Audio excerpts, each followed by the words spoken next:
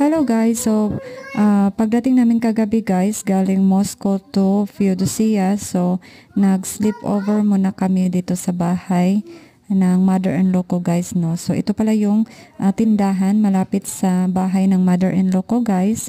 So ayan, meron silang vegetables, mga iba't ibang prutas.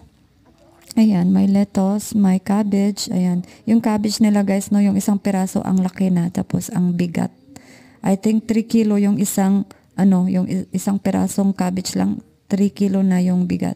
At saka ito yung kamatis guys, ito yung nagbibigay ng saya sa mata ko guys, no, kasi never po akong nakakita ng kamatis na sobrang kalaki, no, ganitong kalaki na kamatis, yung parang kasya yung isang buong kamay mo, yung size ng kamay mo. At meron silang prutas guys ng ganyan, tapos may grapes, ayan. Tsaka yung banana nila guys, sobrang mahal. Ayan, bell pepper, ayan, sweet pepper, ayan. And then, eggplants, ayan, radish. May iba't ibang kulay silang radish dito guys, ayan. So, yan yung bilihan nila dito. Malapit lang sa bahay ng mother-in-law ko guys. Thank you.